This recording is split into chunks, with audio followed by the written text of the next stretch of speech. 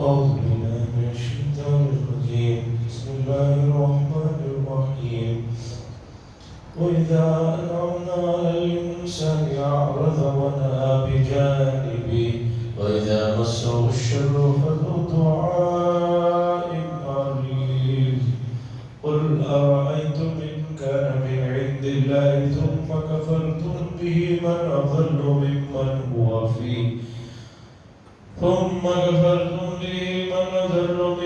هو في شقاق بعيد. سنريهم آياتنا في الآفاق وفي أنفسهم حتى يتبين لهم أنه الحق. أولم يكفي بربك أنه على كل شيء شهيد. ألا إنهم في مرية من لقاء ربهم ألا إنه بكل شيء محيط. حضرات، حامیم سے شروع ہونے والی جو 7 صورتیں ہیں مکی صورتیں ہیں، اور ان صورتوں میں توحید سے متعلق، رسالت سے متعلق، آخرت سے متعلق مضامین کو جس پیمانے پر، جس اسلوب میں اللہ تبارک و تعالیٰ نے بیان فرمایا ہے، بہت زیادہ اسے سننے کی، سمجھنے کی ضرورت ہے۔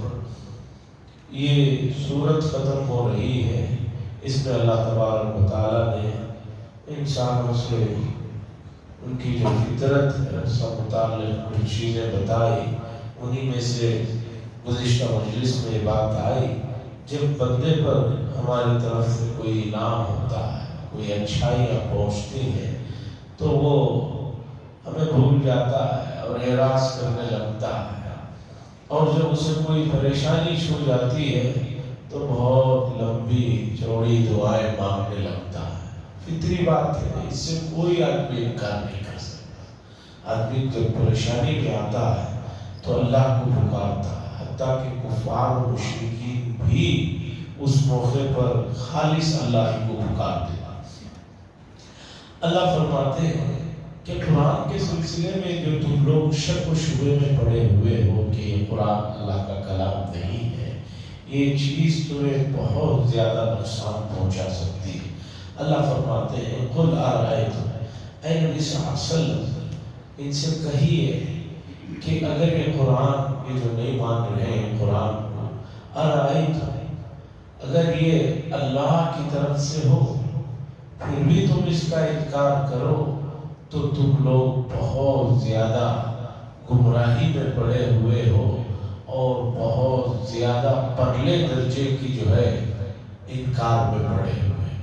قرآن کا انکار یہ انتہائی درجے کی کیا کہتے ہیں ضلالت ہے، انتہائی درجے کی نالائقی ہے کہ آدمی قرآن کا انکار کرے۔ یہ بات کہ قرآن کا انکار کفار و مشرکین تو کرتے تھے، ذرا اس وقت موجودہ معاشرے میں ہمیں اپنے گریبانوں میں جھانکنے کی ضرورت ہے۔ ہم یہ تو کہتے ہیں کہ اللہ کا کلام ہے قرآن مجید، جب اللہ کا کلام مان رہے ہیں تو اس میں اللہ تبارک و تعالیٰ نے جو بھی انسانوں کی فلاح و بہبودی کے لیے ہدایات دیے رکھے ہیں، اگر آپ اسے نہیں مانتے تو یہ کیا انکار میں نہیں ہوگا؟ یہ بھی تو انکار ہے۔ لیکن آدمی کو نفس کہتا ہے نہیں بھائی میں تو مومن ہوں، مسلمان ہوں، میں تو قرآن کا انکار ہی نہیں کرتا۔ بھائی انکار نہیں کرتے تو پھر قرآن میں جن چیزوں کو کرنے کا حکم دیا گیا ہے اسے کرتے کیوں نہیں؟ جن چیزوں سے منع کیا گیا ہے اس سے رکتے کیوں نہیں؟ یہ عملی طور پر قرآن سے انکار ہی کا تو نتیجہ ہے کہ جس کی طرف ہم لوگ توجہ نہیں دے رہے ہیں۔ ایسا ہو رہا ہے، اس کے اوپر توجہ دینے کی ضرورت ہے۔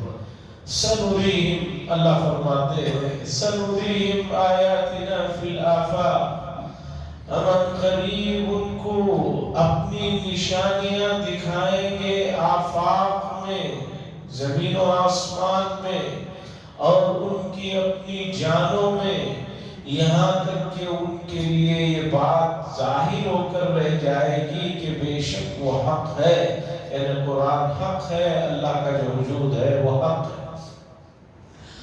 اس کے باوجود اولم یکفی بربک، اس کے باوجود اللہ فرما رہے ہیں یہ لوگ انکار کرتے ہیں تو تمہارا رب اس بات کے لیے کافی ہے کہ وہ ہر چیز پر گواہ ہے۔ سنریہم آیاتنا، بڑی اہم آیت ہے، عنقریب ہم اپنی نشانیاں دکھائیں گے ان کو آفاق میں۔ آفاق افق کی جمع ہے، افق کہتے ہیں زمین کے کناروں کو، آسمان کے کناروں کو۔ اس آیت کی تشریح میں مفسرین نے بہت کچھ لکھا ہے، مختصر یہ ہے سمجھنے کے لیے، عنقریب پوری دنیا میں رسول اللہ صلی اللہ علیہ وسلم کے زمانے میں، پھر خلافت راشدہ کے زمانے میں اللہ تبارک و تعالیٰ نے دکھایا کہ اسلام چاروں طرف پھیل گیا۔ حضرت عثمان رضی اللہ تعالیٰ عنہ کے خلافت کے دور میں افریقہ کے علاقوں میں بھی، دوسری جگہ بھی اسلام پھیل چکا تھا۔ ہم اپنی نشانیاں، یعنی اسلام غالب مذہب ہے، اسے ہم جو ہے دکھائیں گے آفاق میں، زمین کے کناروں میں۔ دنیا میں 193 یا 98 جتنے بھی ملک ہیں، ان تمام ملکوں میں آپ دیکھیں گے کہ اسلام کی کرنیں پہنچ چکی ہیں۔ چاہے کوئی کتنا بھی اسلام کو روکے، کسی بھی طرح روکے، لیکن اسلام جو ہے تمام دنیا کے کونوں میں آج بھی موجود ہے، اور آگے بھی اور شدت کے ساتھ انشاءاللہ العزیز اسلام آئے گا۔ یہ اس بات کی علامت ہے کہ یہ جو دین ہے، دین برحق ہے، یہ دین صحیح ہے۔ آپ اسے نہیں سمجھ رہے ہیں، نہ سمجھا سک رہے ہیں، تو یہ میری اور آپ کی غلطی ہے۔ وفی انفسہم، اللہ فرما رہے ہیں ہم اپنی نشانیاں تمہاری اپنی ذاتوں میں بھی دکھا رہے ہیں۔ انسان کی جو تخلیق ہے یہ اللہ کا بہت شاہکار جو ہے کارنامہ ہے۔ دنیا کی کتنی بھی قیمتی سے قیمتی کمپنی والوں کی بنائی ہوئی چیزیں 10 20 30 سال میں کچھ نہ کچھ ہو ہی جاتی ہے، لیکن اللہ نے جو نظام انسان کے جسموں میں بنایا ہے، کتنا استعمال کرنے کے باوجود بھی ہاتھ کی مثلاً یہ لکیریں ہیں۔ ایک آدمی کی 80 سال عمر ہو گئی تو بتائیے کیا یہ لکیریں مٹ گئی ہیں اس کی؟ نہیں مٹی۔ کیا اس کے انگوٹھے میں جو مخصوص نشانی ہے، ایک آدمی کے 100 سال عمر ہو جانے سے اس کی وہ نشانیاں انگوٹھے کی مٹ گئی ہیں؟ نہیں مٹی ہے۔ اور انسان کے اندر رگوں کا جو ایک جال بچھا ہوا ہے وہ کتنا مضبوط ہے، کتنا مربوط ہے، اس میں سے ایک رگ کم و بیش ہو جاتی ہے تو دنیا کے پورے لوگ مل کر اسے کچھ نہیں کر سکتے۔ بہت پہلے میں نے واقعہ سنایا کہ اللہ تعالیٰ نے انسان کے لیے جو چیزیں اس کے جسم میں بنائی ہیں وہ بے مثال ہے، بے نظیر ہے۔ انسان کے یہاں حلق میں ایک نان ریٹن وال ہوتا ہے۔ آدمی جب سوتا ہے تو کوئی چیز اندر سے باہر نہیں آ جاتی۔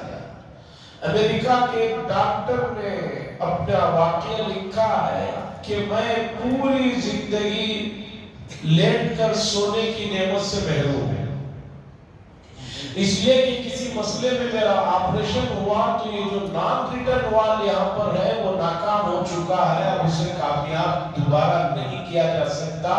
تو اب مجھے جب بھی سونا ہوتا ہے کرسی پہ بیٹھ کر سوتا ہوں، ٹیکا لگا کر سوتا ہوں، اس لیے کہ اگر میں زمین پر لیٹا نارمل انسانوں کی طرح تو اندر پیٹ میں جو کچھ ہے وہ سب باہر واپس آ جاتا ہے۔ یہ جو نان ریٹن وال جس کی ہمیں معلوم نہیں تھی قدر و قیمت، ایک آدمی پر جب واقع ہوا اس نے اپنا واقعہ لکھا تو پتا چلا کہ کتنی اللہ کی نعمت ہے کہ آپ کو لیٹ کر سونے کی اللہ نے جو ہے نعمت عطا فرمائی۔ جو آدمی لیٹ کر نہیں سو سکتا اسے پوچھئے لیٹ کر سونے کی نعمت کتنی۔ وفی انفسہم، اللہ تبارک و تعالیٰ ان کی ذاتوں میں بھی۔ مفسرین نے لکھا ہے اس سے مراد خود مکے کے وہ کٹر قسم کے دشمن لوگ جو اسلام کا انکار کرتے تھے پھر اسلام کے اندر داخل ہو گئے۔ ہندہ جس میں حضرت حمزہ رضی اللہ تعالیٰ عنہ کا کلیجہ چابا تھا، اور ابو سفیان جو اسلام کے اتنے مخالف تھے، یہ سب لوگ مکہ فتح ہونے کے بعد خود اسلام کے اندر آ گئے۔ حتیٰ یتبین لہم انہ الحق، یہاں تک کہ ان سب کو بھی معلوم ہو گیا کہ حق یہی اسلام ہے۔ اور اس کے بعد بھی اللہ فرماتے ہیں کہ اگر اس کے بعد بھی یہ لوگ جو ہے آپ کی بات کو انکار کرتے ہیں تو گھبرانے کی، مایوس ہونے کی ضرورت نہیں ہے، اس لیے کہ آپ کا رب ہر چیز پر گواہ ہے، جو کچھ کر رہے ہیں وہی کام ہے۔ الا انہم فی مریۃ من لقاء ربہم، آگے اللہ فرما رہے ہیں یہ سب کچھ جو مصیبت، یہ سب کچھ جو انکار کا مسئلہ ان کے درمیان میں چل رہا ہے، اس کی اصل وجہ سن لیجئے، یہ اللہ سے ملاقات کے سلسلے میں شک و شبہ میں پڑے ہوئے ہیں۔ جس آدمی کو اللہ سے ملاقات کا یقین ہو پھر وہ اللہ کی نافرمانی یا اللہ کے سلسلے میں اس طرح کی کوئی حرکت نہیں کرے گا۔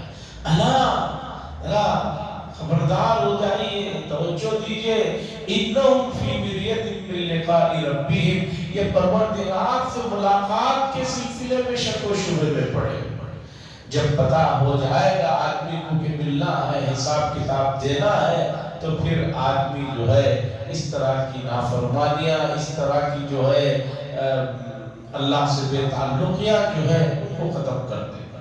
ہمیں خود جب پتہ چل جاتا ہے کہ بھئی آگے جو ہے یہ معاملہ پیش آنے والا ہے تو اس کے لیے ہم پہلے سے تیار ہو جاتے ہیں کہ بھئی معاملہ سخت ہے، اس لیے ابھی سے چوکنا ہونا ہے، ایگزام سخت ہے، اسٹوڈنٹ سمجھتے ہیں کچھ نقل وغیرہ نہیں ہوگی، کاپی نہیں ہو سکے گا، آدمی چوکنا ہوتا ہے۔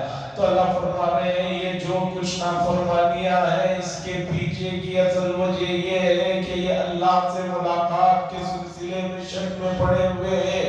الا انہ بکل شیء محیط، سن لو، خبردار، کان کھول کر سن لو، بات مسئلہ سمجھ جاؤ کہ بے شک اللہ تبارک و تعالی جو ہے ہر چیز کو احاطے میں لیے ہوئے ہیں، ہر چیز کو اللہ تبارک و تعالی اپنے احاطے میں لیے ہوئے ہیں۔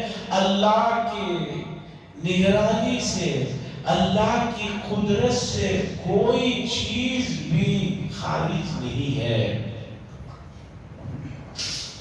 یہ بات سن لو غور سے کہ جو تم رب سے ملاقات کے سلسلے میں شک میں پڑے ہوئے ہو یہ غلط ہے، اور اللہ کے احاطے سے کوئی بھی چھوٹی چیز جو ہے اس سے نکلی ہوئی نہیں ہے۔ حضرات یہ تھی حامیم سجدہ سورت ختم ہوئی۔ اب آگے جو سورت شروع ہو رہی ہے اس سورت کا نام ہے سورت الشعراء۔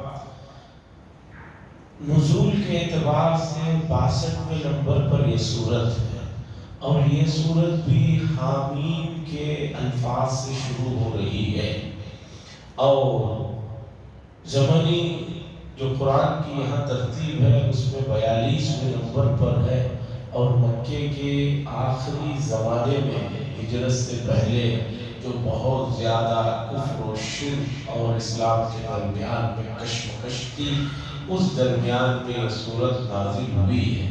سورت کا نام شعراء اسی سورت کی آیت نمبر 38 سے لیا گیا ہے۔ اللہ تعالیٰ نے یہ بات اس کے بیان فرمائی کہ مومنین کو اور رسول اللہ صلی اللہ علیہ وسلم کے آس پاس جو صحابہ ہیں ان کو چاہیے کہ کسی بھی معاملے میں آپس میں مشورہ کیا جائے، ورنہ ڈکٹرشپ آ جاتی ہے کہ آدمی جو اپنی طرف سے طے کیا اسی کو ماننا ہوگا۔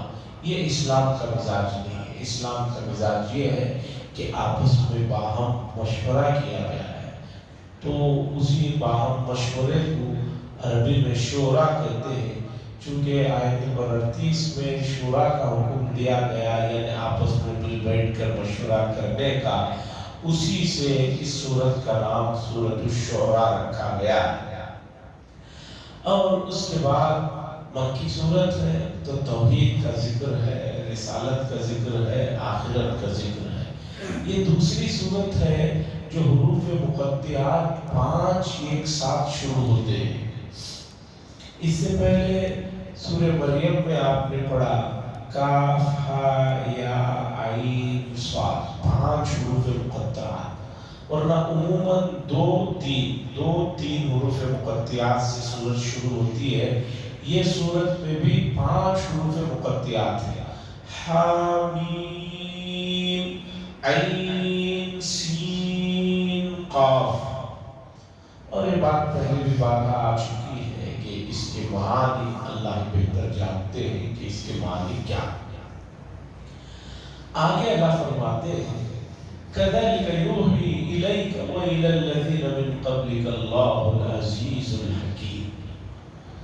ٹھیک اسی طرح جس طرح اللہ نے اس سے پہلے انبیاء کی طرف وحی بھیجی ہے، آپ کی طرف بھی اللہ تبارک و تعالیٰ نے وحی بھیجا ہے۔ مکے کے لوگوں کو اس ماننے میں کیا پریشانی ہے؟ اس سے پہلے موسیٰ علیہ السلام پر وحی آئی، عیسیٰ پر آئی، ابراہیم پر آئی، سب انبیاء علیہ السلام پر آئی ہے، تو اللہ کے نبی کے پاس وحی آ رہی ہے، تو اس میں نہ ماننے والی کون سی تعجب کی بات ہے؟ اللہ فرماتے ہیں ٹھیک اسی طرح ہم نے وحی بھیجی آپ کی طرح، جس طرح کی اس سے پہلے اللہ نے وحی بھی کو بھیجی تھی۔ اللہ وحی ہے جو بہت زیادہ زبردست طاقت والے ہیں اور بہت زیادہ حکمت والے ہیں۔ اس صورت میں ایک خاص مضمون ہے جسے آگے اللہ بتا رہے ہیں، اور امت کو بھی یہ مضمون سمجھنے کی ضرورت ہے۔ وہ یہ ہے کہ رسول اللہ صلی اللہ علیہ وسلم جو دین لے کر آئے ہیں یہ کوئی نیا دین نہیں ہے۔ یہ دراصل آدم علیہ السلام سے لے کر انبیاء کا جو سلسلہ چل رہا ہے، وہ حضرات جو دین لائے تھے وہی شریعت ہے، یہ وہی دین ہے۔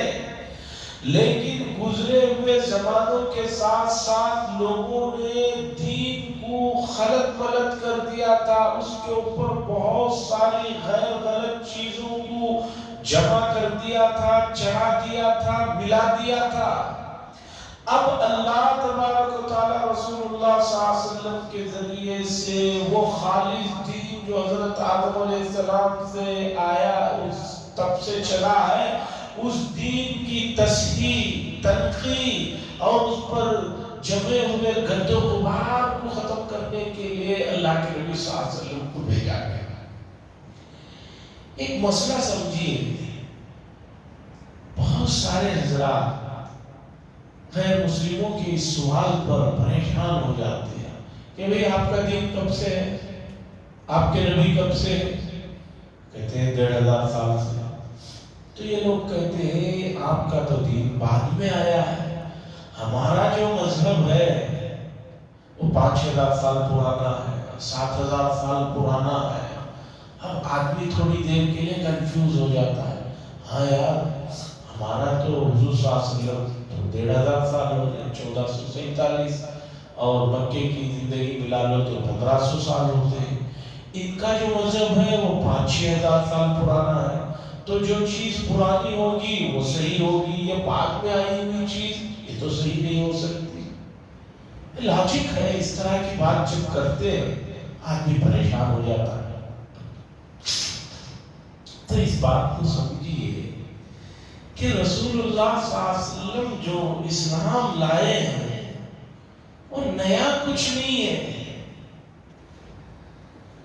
تمام انبیاء علیہ السلام نے جو توحید کا پیغام لائے تھے وہی توحید کا پیغام ہے، اور اسلام سب سے آخری اور سب سے کامل و مکمل ورشن میں رسول اللہ صلی اللہ علیہ وسلم نے ہم تک پہنچایا ہے۔ بھئی ایک آپ ہوتا ہے، ہر 6 مہینے کے بعد اس میں اپڈیٹ ہوتی ہے کہ اس میں یہ اپڈیٹ کر لو، اپڈیٹ کرنے سے اس سے یہ ہوتا ہے۔ آپ تو وہی ہے اوریجنل، اس میں کچھ اپڈیٹس ہوتے رہتے ہیں تاکہ اس میں کوئی جو ہے دوسری چیزیں نہ آ جائیں۔ تو اسلام اولین مذہب ہے، حضرت آدم علیہ السلام جو انسان ہے ان کا لایا ہوا، ان کو دیا ہوا مذہب ہے۔ تمام انسان اسی مذہب کا فالو کر رہے تھے، درمیان میں لوگوں نے کفر و شرک اور دوسری چیزوں کو ملاوٹ میں ڈال دیا تھا۔ اب رسول اللہ صلی اللہ علیہ وسلم جو اسلام کو پیش کیے ہیں، دین کو پیش کیے ہیں، یہ وہی دین اور اسلام ہے جو حضرت آدم علیہ السلام کے زمانے سے چلا رہا ہے۔ اب آپ پوچھیں کہ پھر اس میں نیا کیا ہے؟ نیا یہ ہے کہ یہ انتہائی کامل اور مکمل ورشن ہے، دین کا اس سے اچھا اور بہترین ورشن کچھ ہو نہیں سکتا۔ تو جو لوگ یہ کہتے ہیں ہمارا مذہب 5000 سال پرانا ہے، 4000 سال پرانا ہے، بھی 7000 سال پرانا ہو، کوئی بات نہیں۔ اصل مذہب، اصل دین تو اسلام ہے جو حضرت آدم علیہ السلام اول انسان لے کر آئے تھے۔ تو اسی کی جو ہے تازہ اور بالکل تازہ اور کامل و مکمل اپڈیٹ رسول اللہ صلی اللہ علیہ وسلم اسلام کے ذریعے سے پیش کی۔ یہ مسئلہ آگے اللہ اس آیت کی صورت میں بیان کر رہے ہیں۔ تو اس لیے آپ اسلام کو صرف 1500 سال کے ساتھ نہ جوڑیے، اسلام اول انسان کے ساتھ جڑا ہوا ہے۔ کفر و شرک تو بعد کا زمانہ ہے، نوح علیہ السلام کے بعد کے زمانے میں وہاں سے شروع ہوا ہے، ورنہ اصل اسلام توحید تو آدم علیہ السلام سے چلی ہوئی آ رہی ہے۔ تو ان سے کہیے کہ حضور صلی اللہ علیہ وسلم نے کوئی نیا دین نہیں پیش کیا، بلکہ وہ جو دین پہلے نمبر پر اللہ نے حضرت آدم علیہ السلام کو دیا تھا، اس میں جو بہت کچھ کمیاں کوتاہیاں لوگوں نے اپڈیٹ کر دی تھی، ان کو ختم کر کر بالکل نیو اور تازہ ورشن میں اسے ہمارے سامنے رکھا ہے۔ اب کوئی آدمی کے سوال سے آپ کو گھبراہٹ اور پریشانی نہیں ہوگی کہ اسلام نیا مذہب ہے، ہمارا 5000 سال مذہب ہے۔ نہیں، اول انسان والا مذہب ہمارا ہے، بعد میں یہ سب اپڈیٹ ہوئے ہیں، کفر ہے، شرک ہے، دوسری چیزیں اور بھی اس طرح کی چیزیں ہیں۔ دعا فرمائے اللہ تبارک و تعالی ہمیں سمجھنے کی توفیق نصیب فرمائے۔ وآخر دعوانا الحمدللہ رب العالمین۔ لک الحمد و لک الشکر یا اللہ، اللہم صلی علی سیدنا شفیعنا نبینا حبیبنا مولانا محمد بارک وسلم۔ اللہم انت السلام و السلام تبارک ذا الجلال والاکرام۔ صلی اللہ تعالی وسلم علی سیدنا محمد وعلی آلہ وصحبہ اجمعین والحمد للہ۔